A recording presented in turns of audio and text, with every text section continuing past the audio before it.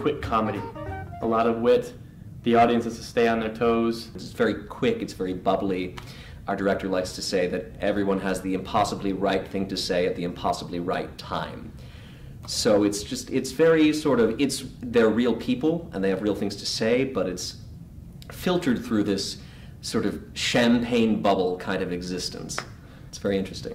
I think the words that we've been using to describe the play in the rehearsal room have been a social comedy. I'd even call it a high comedy in some ways. There are elements of the writing that are sort of reminiscent to me of Oscar Wilde.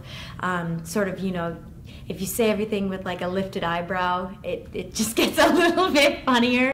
This is a play about what you think people are and how when you get to know them they turn out to be something different. It is an ensemble show, but the ensemble is really working to help tell the story of Tracy Lord. And I think it's about Tracy becoming human. He is smarmy. He is a well-to-do person. He's very wealthy, and he, at least at one point, was very bored. He is divorced from Tracy and has been now for about 1 year and 2 months. And he's been nowhere to be seen or heard for the last 6 months or so. So his entrance into the play is quite a surprise, and it's any guess what his motive might be. Tracy, on paper, is a socialite. She's the third child in the Lord family. Liz is a sassy artist in a business world. She's a tough gal in a boys' club.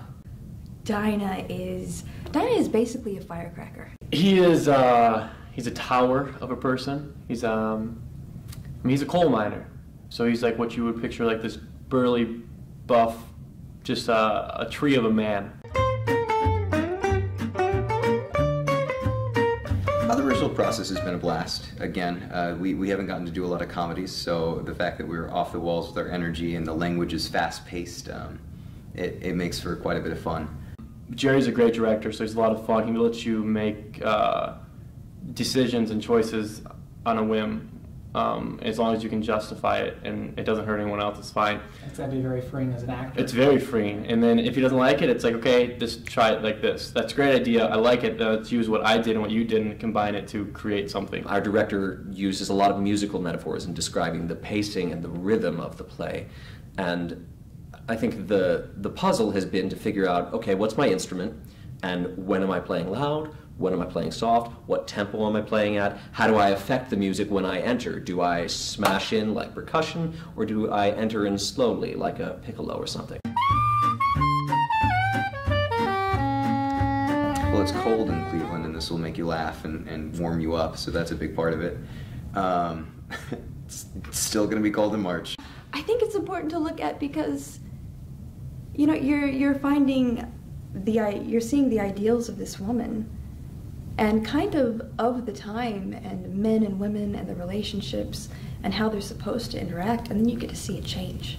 In addition to being this very crisp, well-written comedy from this part of American history, it is a just very funny, genuine look at people of different social groups and classes interacting. It's a breath of fresh air. It's fast-paced.